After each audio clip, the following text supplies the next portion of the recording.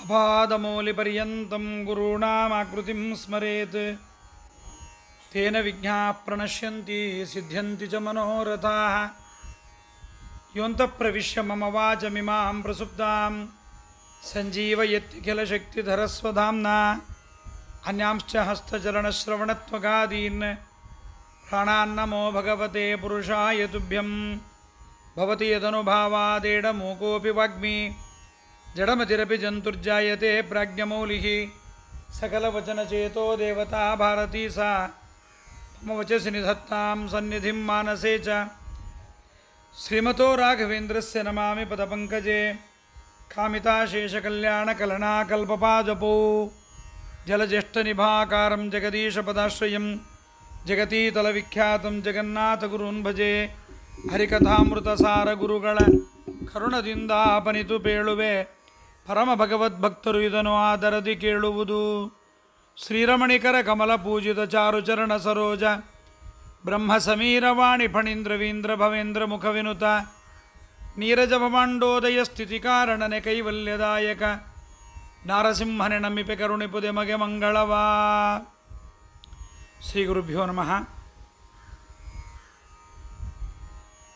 ಕರುಣಾಶಾಲಿಗಳಾದ ಜಗನ್ನಾಥದಾಸರು ಸಾಧಕರಿಗಾಗಿ ಪರಮಶ್ರೇಷ್ಠವಾದ ಅನೇಕ ವಿಚಾರಗಳ ಗುಂಫನವನ್ನು ಮಾಡುತ್ತಾ ಈ ಧ್ಯಾನ ಪ್ರಕ್ರಿಯಾ ಸಂಧಿಯ 25ನೇ ಪದ್ಯದಲ್ಲಿ ಹಿಂದಿನ ಪದ್ಯಗಳಲ್ಲಿ ಅನೇಕ ವಿಚಾರಗಳನ್ನು ಮಂಡನೆ ಮಾಡ್ತಾ ಇದ್ದಾರೆ. ಅನ್ವಯ ಪೂಜಾ, ವ್ಯತಿರೇಕ ಪೂಜಾ, ಭಾವಾದ್ವೈತ, ಕ್ರಿಯಾದ್ವೈತ, ದ್ರವ್ಯಾದ್ವೈತಗಳ ಬಗ್ಗೆ ನಿರೂಪಣೆಯನ್ನು ಮಾಡುತ್ತಾ ಅವುಗಳ ಬಗ್ಗೆ ಸರಿಯಾದ ಸ್ಪಷ್ಟನೆಯನ್ನು ವಿವರಣೆಯನ್ನು ನಮಗೆ ಕೊಡ್ತಾ ಇದ್ದಾರೆ. ಆ ಸಂದರ್ಭದಲ್ಲಿ ವ್ಯತಿರೇಕ ಪೂಜೆ, ಅನ್ವಯ ಪೂಜೆಯನ್ನು ಹೇಳಿ ಈಗ ಮತ್ತೆ ಸಮನ್ವಯವನ್ನು ಮಾಡ್ತಾ ಇದ್ದಾರೆ. ಸಮ್ಯಕ್ ಅನ್ವಯ ಮಾಡೋದು ದೇವರಲ್ಲಿ ಹೇಗೆ ಅಂತ ಶ್ರೀಕರನ ಸರ್ವತ್ರದಲ್ಲಿ ಅವಲೋಕಿಸುತ್ತ ಗುಣರೂಪ ಕ್ರಿಯ ವ್ಯತಿರೇಕ ತಿಳಿಯದೆ ಅನ್ವಯಿಸು ಬಿಂಬನಲಿ ಮರೆಯದಲೇ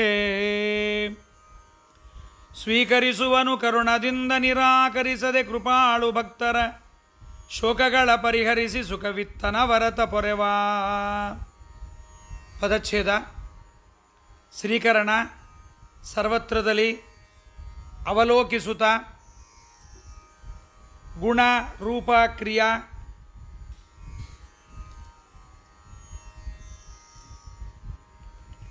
ವ್ಯತಿರೇಕ ತಿಳಿಯದಲೇ ಅನ್ವಯಿಸು ಬಿಂಬನಲಿ ಮರೆಯದಲೆ ಸ್ವೀಕರಿಸುವನು ಕರುಣದಿಂದ ನಿರಾಕರಿಸದೆ ಕೃಪಾಳು ಭಕ್ತರ ಶೋಕಗಳ ಪರಿಹರಿಸಿ ಸುಖವಿತ್ತು ಅನವರತ ಪೊರೆವಾ. ಶ್ರೀಕರ ಶ್ರೀಧರ ಶ್ರೀಕರ ಶ್ರೇಯ ಶ್ರೀಮಾನ್ ಲೋಕತ್ರಯಾಶ್ರಯ ವಿಷ್ಣು ಸಹಸ್ರನಾಮದಲ್ಲಿ ಬರುವ ಶ್ರೀಕರಣ ಭಗವಂತನ ಧ್ಯಾನ ನಮಗೆ ಅತ್ಯಂತ ಯೋಗ್ಯವಾದ್ದರಿಂದ ಅದನ್ನು ಹೇಳ್ತಾ ಇದ್ದಾರೆ.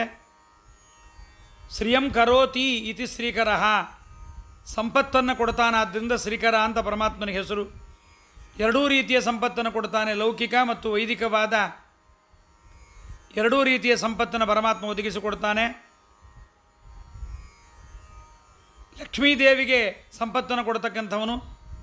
ಯಸ್ಯ ಅಪಾಂಗಲವ ಮಾತೃತ ಊರ್ಜಿತ ಸಾ ಶ್ರೀಹಿ ಯತ್ ಕಟಾಕ್ಷ ಬಲವತಿ ಅಜಿತಂ ನಮಾಮಿ ಅಂತ ಹೇಳಿದ್ದಾರೆ. ಜ್ಞಾನವನ್ನು ಕೊಡ್ತಾನೆ, ಪುಣ್ಯದಿಂದ ನಮಗೆ ಪುಣ್ಯವನ್ನು ಸಂಪಾದನೆ ಮಾಡಿಕೊಟ್ಟು ಜ್ಞಾನವನ್ನು ಕೊಡ್ತಾನೆ ಭಗವಂತ ಎಂಬುದಾಗಿ ಕೂಡ ಶ್ರೀಕರ ಶಬ್ದಾರ್ಥ ಇದೆ. ಅಂತಹ ಶ್ರೀಕರನಾದ ಪರಮಾತ್ಮನನ್ನು, ಶ್ರೀಕರ ಶಬ್ದವಾಚ್ಯನಾದ ಶ್ರೀಕರ ನಾಮಕನಾದ ಪರಮಾತ್ಮನನ್ನು ಸರ್ವತ್ರದಲ್ಲಿ ನೋಡಿ ಅವನ ಗುಣ ಮತ್ತು ರೂಪ ಮತ್ತು ಕ್ರಿಯೆಗಳ ಎಲ್ಲಿಯೂ ಪರಮಾತ್ಮನ ಗುಣಗಳಿಗೆ ಅಭಾವ ಇಲ್ಲ, ಅವನ ರೂಪಗಳಿಗೆ ಅಭಾವ ಇಲ್ಲ, ಕ್ರಿಯಾದಲ್ಲಿ ಅಭಾವ ಇಲ್ಲ ಅಂತ ತಿಳಿಯದೆ ಎಲ್ಲವನ್ನ ಬಿಂಬನಾದ ಪರಮಾತ್ಮನಲ್ಲಿ ಅವನೇ ಬಿಂಬ, ಅವನಲ್ಲೇ ಅದನ್ನೆಲ್ಲವನ್ನು ಅರ್ಪಣೆ ಮಾಡು. ಬಿಂಬಾರ್ಪಣಂ ಅವಿಜ್ಞಾಯ, ಏನೇ ಮಾಡಿದ್ದನ್ನು ಬಿಂಬರೂಪಿಯಾದ ಭಗವಂತನಿಗೆ ಅರ್ಪಣೆ ಮಾಡಬೇಕು. ಅವನಿಗೆ ಅರ್ಪಣವಾಗದೇ ಇದ್ದರೆ ಯಾವುದೂ ಪ್ರಯೋಜನವಿಲ್ಲ. ಆದ್ದರಿಂದ ಹೌದು, ನಾ ಅರ್ಪಣೆ ಮಾಡಿದರೆ ಪರಮಾತ್ಮ ಸ್ವೀಕಾರ ಮಾಡ್ತಾನಾ ಇಲ್ವಾ ಎಂಬತಕ್ಕಂತಹ ಸಂಶಯ ನಿನಗೆ ಬೇಡ. ಕೃಪಾಳವಾದ ಪರಮಾತ್ಮ ಅದನ್ನು ನಿರಾಕರಣೆ ಮಾಡದೆ ಕರುಣದಿಂದ ಸ್ವೀಕಾರ ಮಾಡ್ತಾನೆ. ಭಕ್ತರ ಶೋಕವನ್ನು ಕಳೆದು ಸುಖವಿತ್ತು ಅನವರತ ಎಲ್ಲ ಸಮಯದಲ್ಲೂ ನಮ್ಮನ್ನು ಪೊರೆಯುತ್ತಾನೆ ಎಂಬುದಾಗಿ ಹೇಳಿದ್ದಾರೆ. ಅಂತಹ ಸಂಪತ್ಕರನಾದ ಭಗವಂತ ನಮ್ಮನ್ನು ಅನುಗ್ರಹ ಮಾಡ್ತಾನೆ ಎಂಬುದನ್ನು ಹೇಳ್ತಾ, ಗುಣರೂಪ ಇಂಥ ಶ್ರೀಕರನಾದ ಹರಿಯನ್ನು ಸರ್ವತ್ರ ಪೂಜಾ ಸಾಧನವಾದ ಶ್ರೀ ತುಳಸಿ, ಗಂಗಾಜಲ ಮುಂತಾದ ಪದಾರ್ಥಗಳಲ್ಲಿ ಹಿಂದೆ ಹೇಳಿದಂತೆ ಅಲ್ಲೇ ಬಿಂಬನಾಗಿ ಇರತಕ್ಕಂಥ ಪರಮಾತ್ಮನನ್ನು ಅವಲೋಕಿಸಬೇಕು, ಇದ್ದಾನೆಂಬುದಾಗಿ ತಿಳಿಯಬೇಕು. ಕಾಣಿಸುವ ತನಕ ಕಂಡು ನಿಶ್ಚಯವಾಗಿ ತಿಳಿಯಬೇಕು, ಸಂದೇಹ ಪಡಬಾರದು ಪರಮಾತ್ಮನನ್ನು. ಇವತ್ತು ಜಗತ್ತಿನಲ್ಲಿ ಏನೇನು ಪದಾರ್ಥ ನೋಡ್ತಾ ಇದ್ದೇವೆ ನಾವು, ಎಲ್ಲವೂ ಪರಮಾತ್ಮನ ಪ್ರತಿಬಿಂಬಗಳೇ. ಪ್ರತಿಯೊಂದು ಪರಮಾತ್ಮನ ಪ್ರತಿಬಿಂಬವೇ. ಆಯಾ ಪದಾರ್ಥಗಳನ್ನು ತನ್ನ ಇಚ್ಛಾ, ಸತ್ತಾ, ಪ್ರತೀತಿ ಇವುಗಳನ್ನೆಲ್ಲ ಉಂಟು ಮಾಡಿ ಪರಮಾತ್ಮ ಪದಾರ್ಥವನ್ನು ನಿರ್ಮಾಣ ಮಾಡಿದ್ದಾನೆ.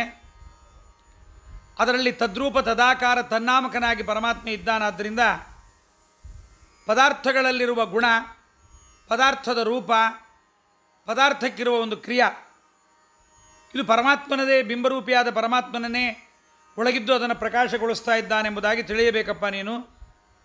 ದಾಸರೇ ಹೇಳಿದ್ದಾರೆ, ವಾಸುದೇವನು ಒಳಹೊರಗೆ ಆಭಾಸಕನು ತಾನಾಗಿ ಎಂಬತಕ್ಕಂಥ ಪದ್ಯದಲ್ಲಿ ಪರಮಾತ್ಮನ ಗುಣರೂಪ ಕ್ರಿಯೆಗಳೇ ಪದಾರ್ಥಗಳಲ್ಲೂ ಇದೆ ಎಂಬುದಾಗಿ ತಿಳಿದು ನಮ್ಮ ಅನುಭವಕ್ಕೆ ತಂದು ಬರ್ತಾ ಇರತಕ್ಕಂಥ ಆ ಪದಾರ್ಥದ ಗುಣ, ಪದಾರ್ಥದ ರೂಪ, ಅದರ ಕ್ರಿಯಾ, ಇವನ್ನೆಲ್ಲವನ್ನೂ ಕೂಡ ಬಿಂಬನ ಗುಣರೂಪ ಕ್ರಿಯೆಗಳನ್ನು ಇಲ್ಲ ಅನ್ನಬಾರದು, ಹಾಗೇ ಇದೆ ಅಂತ ತಿಳಿಯಬೇಕು. ಅವುಗಳಿಗೆ ವ್ಯತಿರೇಕವನ್ನು ತಿಳಿಯಬಾರದು, ಅದು ಬೇರೆ ಇದು ಬೇರೆ ಎಂಬುದಾಗಿ ತಿಳಿಯಬಾರದು. ಆದ್ದರಿಂದ ಅವುಗಳಿಗೆ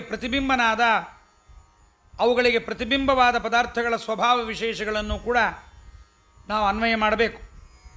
ಅಂದರೆ ಸ್ವಭಾವ ವಿಶೇಷಗಳು ಬಿಂಬನ ಗುಣಕ್ರಿಯಾ ರೂಪಗಳಿಗೆ ಅಧೀನವಾಗಿದೆ, ನಮಗೆ ಪ್ರಿಯವಾಗಿದೆ, ಆದ್ದರಿಂದ ಭೋಗ್ಯವಾಗಿದೆ ಎಂಬುದಾಗಿ ತಿಳಿದು ಅವುಗಳನ್ನು ಪರಮಾತ್ಮನಿಗೆ ಸಮರ್ಪಣೆ ಮಾಡಬೇಕು. ಅರ್ಪಿಸುವುದನ್ನು ಯಾವಾಗಲೂ ಪರಮಾತ್ಮನಿಗೆ ಅರ್ಪಣೆ ಮಾಡೋದನ್ನು ಮರೆಯಬಾರದು.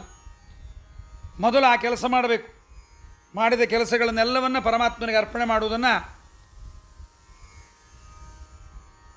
ಬರೀ ಪದಾರ್ಥವನ್ನು ಅರ್ಪಣೆ ಮಾಡಿದರೆ ಅದು ವ್ಯತಿರೇಕ ಪೂಜೆ, ಅನ್ವಯ ಪೂಜೆ ಆಗೋದಿಲ್ಲ.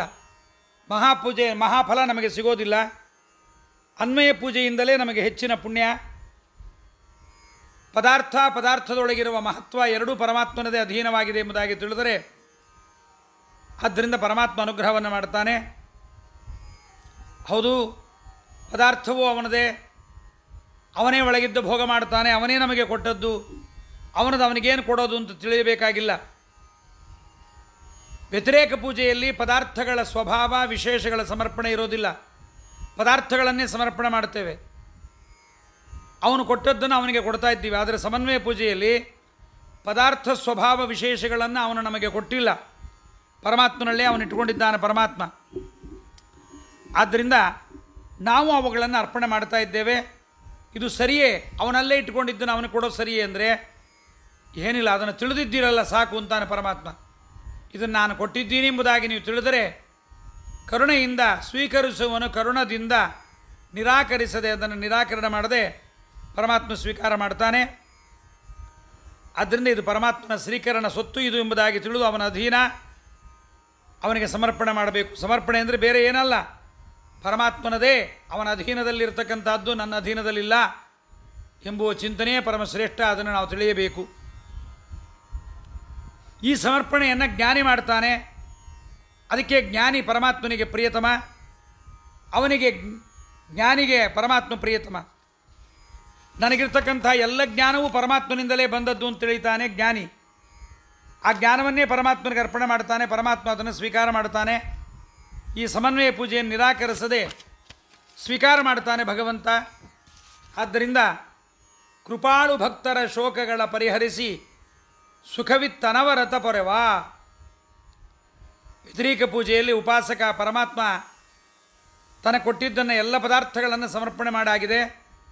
ಪದಾರ್ಥಗಳ ಸ್ವಭಾವ, ಸಕ್ಕರೆಯಲ್ಲಿ ಸಿಹಿ, ನೀರಿನಲ್ಲಿ ರಸ, ಮೆಣಸಿನಕಾಯಲ್ಲಿ ಖಾರ, ಈ ವಿಶೇಷಗಳನ್ನು ಸಮನ್ವಯ ಪೂಜೆಯಲ್ಲಿ ಕೊಡೋಣ ಅಂದರೆ ಅವುಗಳನ್ನು ಪರಮಾತ್ಮ ನಮಗೆ ಕೊಟ್ಟಿಲ್ಲ. ಅದಕ್ಕೆ ಭಕ್ತ ಶೋಕ ಪಡಬೇಕಾಗಿಲ್ಲ. ಅದರಲ್ಲಿ ಇದೇ ಎಂಬತಕ್ಕಂಥ ಮಹತ್ವಜ್ಞಾನವನ್ನು ನಮಗೆ ಕೊಟ್ಟಿದ್ದೀಯಾ ಸ್ವಾಮಿ, ಜ್ಞಾನಭಕ್ತಿಗಳನ್ನು ಕೊಟ್ಟಿದ್ದೀಯಾ, ಅವುಗಳನ್ನೇ ನಿನಗೆ ಅರ್ಪಣೆ ಮಾಡ್ತೀನಿ ಎಂಬುದಾಗಿ ಕೃಪಾಳು ಅದನ್ನು ಸ್ವೀಕಾರ ಮಾಡ್ತಾನೆ, ಶೋಕವನ್ನು ಕಳೆಯುತ್ತಾನೆ. ಅದಕ್ಕೆ ಪುರಂದರದಾಸರಂತಾರೆ, ಏನು ಕೊಡೋಣ ಏನು ಬಿಡೋಣ ಸ್ವಾಮಿ ನಿನಗೆ, ಹ್ಯಾಂಗೆ ಅರ್ಚಿಸಲಿ ಮೆಚ್ಚಿಸಲಿ ನಿನ್ನ ನಾಗಶಯನನೆ ನಾರದ ವಂದ್ಯನೇ ದೇವಾ, ನಿತ್ಯ ಗುಣಾರ್ಣವ ನಿಜ ಗುಣಪೂರ್ಣ ಸಚ್ಚಿದಾನಂದ ಸನಕಾದಿವಂದ್ಯ, ಮುಕ್ತಿದಾಯಕ ನಮ್ಮ ಪುರಂದರ ವಿಠ್ಠಲ ಭಕ್ತಿದಾಯಕನೆಂದು ಸ್ತುತಿಸಿ ಕೊಂಡಾಡುವೆನೋ. ನೀನು ಭಕ್ತಿದಾಯಕ ಅಂತ ನಿನ್ನ ಸ್ತೋತ್ರ ಮಾಡಿ ನಾನು ಕೊಂಡಾಡ್ತೀನಿ ಸ್ವಾಮಿ ಎಂದಿದ್ದಾರೆ. ಆದ್ದರಿಂದ ಪರಮಾತ್ಮ ಭಕ್ತಿದಾಯಕ ಎಂಬುದಾಗಿ ತಿಳಿದರೆ ಸಾಕು. ಹೀಗೆ ಪರಮಾತ್ಮನಿಗೆ ಪೂಜೆಯನ್ನು ಸ್ವೀಕರಣ ಸರ್ವತ್ರದಲ್ಲಿ ಅವಲೋಕಿಸುತ್ತ ಗುಣರೂಪ ಕ್ರಿಯೆಗಳ ಕ್ರಿಯ ವ್ಯತಿರೇಕ ತಿಳಿಯದೆ ಅನ್ವಯಿಸು ಬಿಂಬನಲಿ ಮರೆಯದಲೇ ಸ್ವೀಕರಿಸು ಅನುಕರುಣದಿಂದ ನಿರಾಕರಿಸದೆ ಕೃಪಾಳು ಭಕ್ತರ ಶೋಕಗಳ ಪರಿಹರಿಸಿ ಸುಖವಿತ್ತನರತ ಅನವರತ ಪೊರೆವಾ.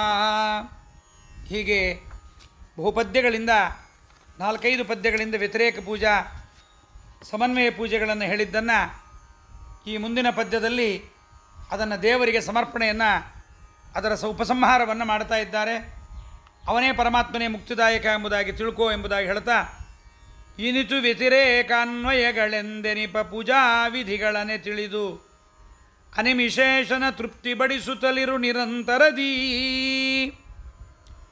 ಘನಮಹಿಮಾ ಕೈಗೊಂಡು ಸ್ಥಿತಿಮೃತಿ ಜನುಮಗಳ ಪರಿಹರಿಸಿ ಸೇವಕ ಜನರೊಳಿಟ್ಟಾನಂದ ಬಡಿಸುವ ಭಕ್ತವತ್ಸಲನು. ಇನಿತು ವ್ಯತಿರೇಕಾನ್ವಯಗಳೆಂದೆನಿಪ ಪೂಜಾ ವಿಧಿಗಳನ್ನೇ ತಿಳಿದು ಅನಿಮಿಶೇಷನ ತೃಪ್ತಿ ಬಡಿಸುತ್ತಲಿರು ನಿರಂತರದೀ ಘನಮಹಿಮ ಕೈಗೊಂಡು ಸ್ಥಿತಿಮೃತಿ ಜನುಮಗಳ ಪರಿಹರಿಸಿ ಸೇವಕ ಜನರೊಳಿಟ್ಟಾನಂದ ಬಡಿಸುವ ಭಕ್ತವತ್ಸಲನು. ಪದಚ್ಛೇದ. ಇನಿತು ವ್ಯತಿರೇಕ ಅನ್ವಯಗಳು ಎಂದೆನಿಪ ಪೂಜಾ ವಿಧಿಗಳನ್ನೇ ತಿಳಿದು ಅನಿಮಿಶೇಷನ ಅನಿಮಿಷ ಈಶನ ತೃಪ್ತಿ ಬಡಿಸುತ್ತಲಿರು ನಿರಂತರದಿ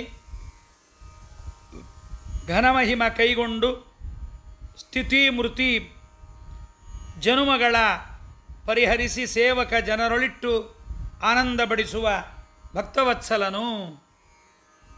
ಭಗವಂತ ನಿನಗೆ ಆನಂದವನ್ನು ಪಡಿಸ್ತಾನೆ. ಇಷ್ಟು ವ್ಯತಿರೇಕ ಪೂಜೆ ಸಮನ್ವಯ ಪೂಜೆ ಅಂತ 2 ಬಗೆಯನ್ನು ಹೇಳಿದ್ದೇವೆ. ಇನಿತು ವ್ಯತಿರೇಕಾನ್ವಯಗಳೆಂದೆನಿಪ ಪೂಜಾ ವಿಧಿಗಳನ್ನು, ಇದು ಪರಮಾತ್ಮನಿಗೆ ಪೂಜೆ, ಇದನ್ನು ದೇವರಿಗೆ ಪೂಜೆ ಎಂಬುದಾಗಿ ತಿಳಿದು ದೇವೇಶ್ವರನ್ನು ನಿರಂತರವಾಗಿ ತೃಪ್ತಿಪಡಿಸ್ತಾ ಇರು. ಅಪಾರ ಮಹಿಮನಾದ ಪರಮಾತ್ಮ ಸ್ವೀಕಾರ ಮಾಡ್ತಾನೆ. ಭಕ್ತವತ್ಸಲನಾದ ಅವನು ಸಂಸಾರವನ್ನು ಕಳೆದು ತನ್ನ ಸೇವಕರಾದ ಬ್ರಹ್ಮಾದಿ ದೇವತೆಗಳ ಬಳಿಯಲ್ಲಿ ನಮ್ಮನ್ನು ಇರಿಸಿ ಅವರ ಅನುಗ್ರಹಕ್ಕೆ ಪಾತ್ರರನ್ನಾಗಿ ಮಾಡಿ ಆನಂದ ಪಡಿಸ್ತಾನೆ. ಆದ್ದರಿಂದ ಈ ಒಂದು ಅನುಸಂಧಾನ ನಮಗೆ ಯಾವಾಗಲೂ ಬೇಕು. ಇನಿತು ವ್ಯತಿರೇಕಾನ್ವಯಗಳೆಂದೆನಿಪ ಪೂಜಾ ವಿಧಿಗಳನ್ನೇ ತಿಳಿದು ಸಜ್ಜನರ ಬಾಯಿಂದ ಪೂಜೆಗಳನ್ನು ಮಾಡಲಿಕ್ಕಾಗದೇ ಇದ್ದಾಗ ಪದ್ಯಮಾಲಾ ಪಾರಾಯಣದಿಂದ ಪ್ರಮಾದತೋ ನಿರೋಧಾದ್ವಾ ಹರೇಃ ಪೂಜಾ ಭವೆನ್ನ ಚೇತ್ ಪಠನಾತ್ ಪದ್ಯಮಾಲಾಯಾ ನರಃ ಪೂಜಾ ಫಲಂ ಲಭೇತ್ ಅಂತ ಜಯತೀರ್ಥ ಗುರುವರೆಣ್ಯರು ತಾವು ಬರೆದ ಪದ್ಯಮಾಲಾದ ಕೊನೆಯಲ್ಲಂತಾರೆ, ಯಾವುದಾದ್ರೂ ಪ್ರಮಾದದಿಂದ ಅಡ್ಡಿ ಆತಂಕಗಳಿಂದ ಪೂಜೆ ಮಾಡಲಾಗದೇ ಇದ್ದಾಗ ಪದ್ಯಮಾಲಾ ಗ್ರಂಥವನ್ನು ಪಠನ ಮಾಡಿದರೆ ಪ್ರಾಚೀನ ಕರ್ಮರೂಪವಾಗಿರತಕ್ಕಂಥ ಪ್ರತಿಬಂಧಕ ಪರಿಹಾರವಾಗತ್ತೆ. ಅದರಿಂದ ಪೂಜೆ ಮಾಡಿದ ಫಲ ನಮಗೆ ಈ ಗ್ರಂಥ ಪಠಣದಿಂದ ದೊರಕತ್ತೆ ಎಂದು ಹೇಳಿದ್ದಾರೆ. ಹಾಗೆ ಅನ್ವಯ ವ್ಯತಿರೇಕ ಪೂಜೆಗಳನ್ನು ಸರಿಯಾಗಿ ತಿಳಿಯಲಾಗದೇ ಇದ್ದಾಗ, ನಮಗೆ ಸರಿಯಾಗಿ ತಿಳಿಯಲಿಕ್ಕಾಗದೇ ಇದ್ದಾಗ ಅದನ್ನು ಹೇಳತಕ್ಕಂಥ ಹರಿಕಥಾಮೃತ ಸಾರವನ್ನಾದರೂ ಪಾಠನವನ್ನು ಮಾಡು, ಪಾರಾಯಣವನ್ನು ಮಾಡು. ಯಥಾಶಕ್ತಿ ತಿಳಿದರೂ ಕೂಡ ತಿಳಿಲಿಕ್ಕೆ ಪ್ರತಿಬಂಧವಾಗಿರತಕ್ಕಂಥ, ನಿನಗೆ ಜ್ಞಾನಕ್ಕೆ ಪ್ರತಿಬಂಧಕವಾಗಿರತಕ್ಕಂಥ ದುರಿತ ಪಾಪಗಳನ್ನು ನಾಶ ಮಾಡಿ ಈ ರೀತಿಯಾದ ಅನ್ವಯ ಪೂಜಾ, ಸಮನ್ವಯ ಪೂಜಾ, ವ್ಯತಿರೇಕ ಪೂಜಾವನ್ನು ದೇವರು ಕೈಗೂಡಿಸಿಕೊಡ್ತಾನೆ ಅಂತಾರೆ ದಾಸರಾಯರು. ಪರಮಾತ್ಮನ ಕರುಣೆ ಅಂಥದ್ದು. ಆದ್ದರಿಂದ ನಿರಾಶೆ ಹೊಂದಬೇಕಾಗಿಲ್ಲ. ಅಯ್ಯೋ ನಮಗೆ ಗೊತ್ತಿಲ್ಲ, ದಾಸರು ಹೇಳಿದ್ದ ಅರ್ಥ ಆಗಲಿಲ್ಲ, ನಾವೇನು ಮಾಡೋದು ಅಂತ ಅಲ್ಲಿಗೆ ನಿಂತು ಬಿಡಬೇಡ್ರಿ. ಹೇಳಿದ ಈ ಪದ್ಯಗಳನ್ನು ಪಾರಾಯಣ ಮಾಡಿರಿ. ಯಾರ ಬಳಿಯಲ್ಲಾದರೂ ಹೋಗಿ ತಿಳಿದು ಪೂಜಾ ವಿಧಿಗಳನ್ನು ತಿಳಿದು ಸಜ್ಜನರ ಬಾಯಿಂದ ತಿಳಿದು ಅದರಿಂದ ಅನುಗ್ರಹಕ್ಕೆ ಸಂಪಾದನೆ ಮಾಡಿಕೊಡ್ರಿ. ಘನಮಹಿಮ ಕೈಗೊಂಡು ಸ್ಥಿತಿಮೂರ್ತಿ ಜನುಮಗಳನ್ನೇ ಪರಿಹರಿಸಿ ಇಷ್ಟಭೋಗ್ಯ ಪದಾರ್ಥದೊಳಗೆ ಶಿಪಿವಿಷ್ಟನಾಮದಿ ಇರತಕ್ಕಂಥ ಪರಮಾತ್ಮ ಅವುಗಳ ಸ್ವಭಾವ ವಿಶೇಷಗಳಲ್ಲಿ ಬಿಂಬ ಪರಮಾತ್ಮ ಆಭಾಸಕನಾಗಿದ್ದು ಸುಗಿಸ್ತಾನೆ ಎಂಬುದಾಗಿ ಅನುಸಂಧಾನವನ್ನು ಮಾಡ್ತಾ ವ್ಯತಿರೇಕ ಅನ್ವಯ ಎಂಬತಕ್ಕಂಥ 2 ವಿಧ ಪೂಜಾ ವಿಧ ಇದೆ. ಬಿಂಬನಲ್ಲಿ ಹೀಗೆ ಸುಖಾನುಭವವನ್ನು ಚಿಂತನೆ ಮಾಡಿದರೆ ಪ್ರತಿಬಿಂಬನಲ್ಲೂ ಕೂಡ ಸುಖಾನುಭವ ವ್ಯಕ್ತವಾಗತ್ತೆ.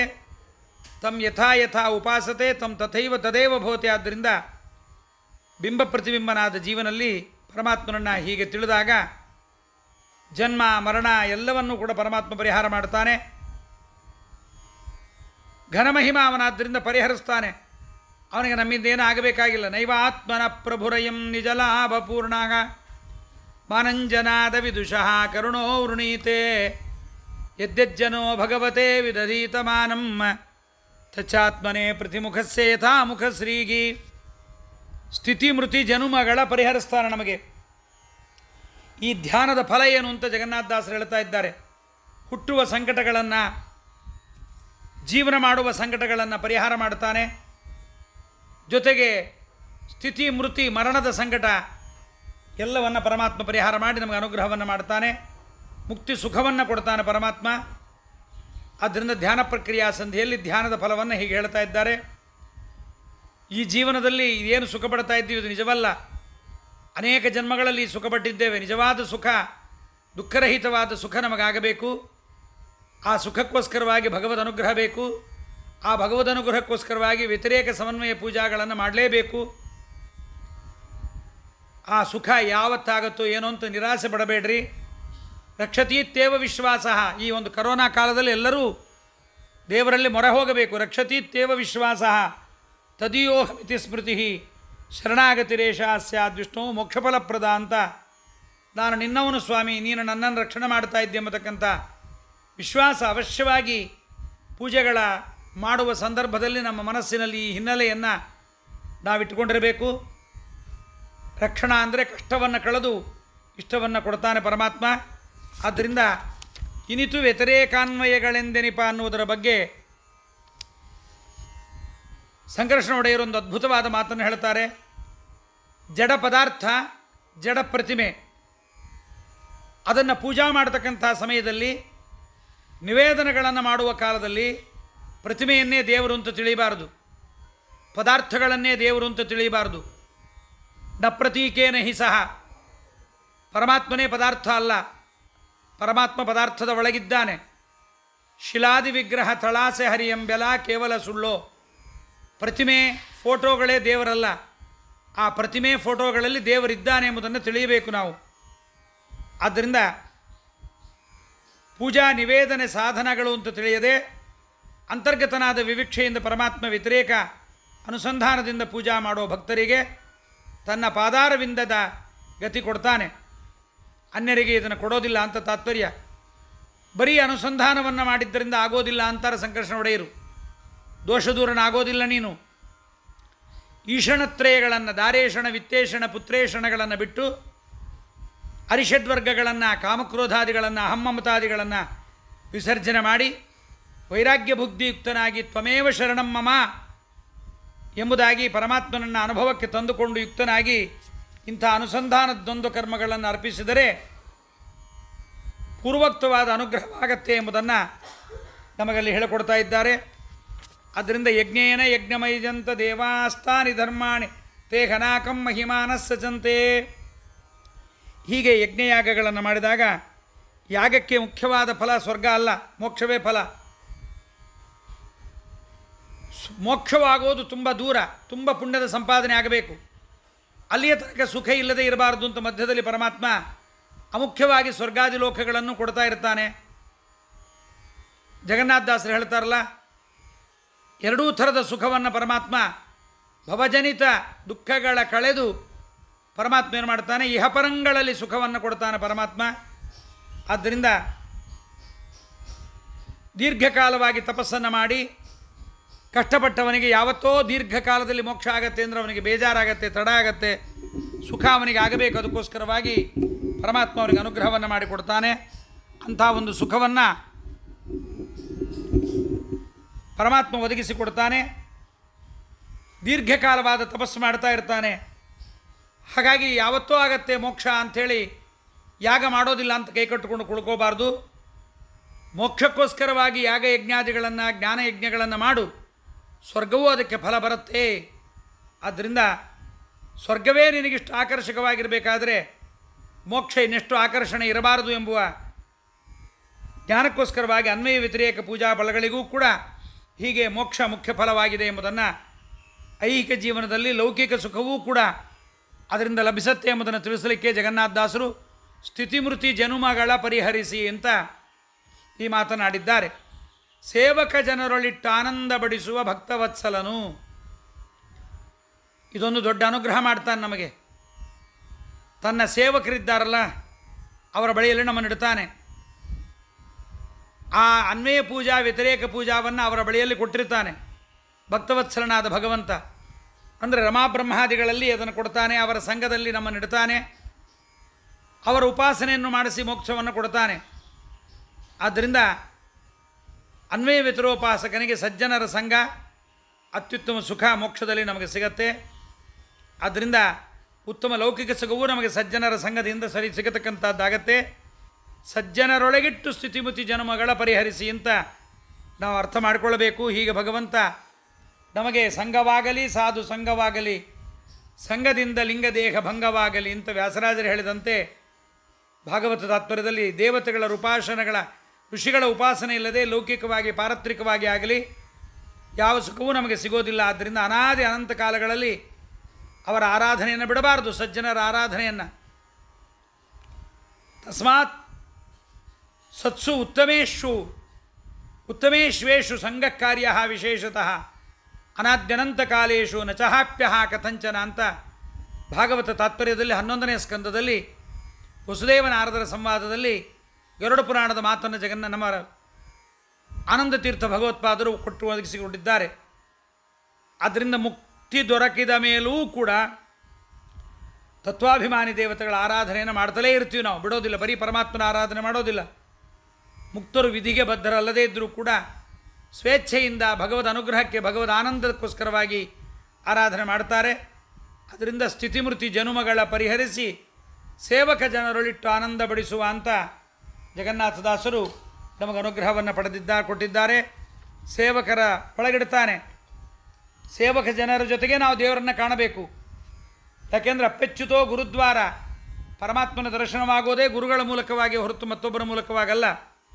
ಆದ್ದರಿಂದ ಇಂಥ ವ್ಯತಿರೇಕ ಪೂಜಾ ಸಮನ್ವಯ ಪೂಜಾವನ್ನು ಜಗನ್ನಾಥದಾಸರು ಹೇಳ್ತಾ ಅದಕ್ಕೆ ಫಲವನ್ನು ಹೇಳಿ, ಇನ್ನಿತು ವ್ಯತಿರೇಕಾನ್ವಯಗಳೆಂದೆನಿಪ ಪೂಜಾ ವಿಧಿಗಳನ್ನೇ ತಿಳಿದು ಅನಿಮಿಶೇಷನ ದೇವತೋತ್ತಮನಾದ ಆತನನ್ನು ತೃಪ್ತಿಪಡಿಸುತ್ತಲಿರು ನಿತ್ಯದಲ್ಲಿ. ಈ ಪರಮಾತ್ಮನನ್ನು ತೃಪ್ತಿಪಡಿಸಬೇಕು. ಅವನಿಗೆ ನಮ್ಮ ಪೂಜೆಯಿಂದಲೂ ತೃಪ್ತಿಯಾಗಬೇಕಾದ್ದೇನಿಲ್ಲ. ತೃಪ್ತಿಯಾಗುತ್ತಾನೆ, ಆಗ ಸಂತೋಷ ಪಡ್ತಾನೆ. ಊಟ ಮಾಡಿದ ಯಶೋಧಾದೇವಿ ಕೈಯಲ್ಲಿ ಹೊಟ್ಟೆ ತುಂಬಿತು ಅಂದ, ಶಬರಿಯಂಜಲನುಂಡ ಋಷಿಪತ್ನಿಯರು ಕೊಟ್ಟನ್ನು ಸುಭುಜತಾ ಭುಂಜಿಸಿದ.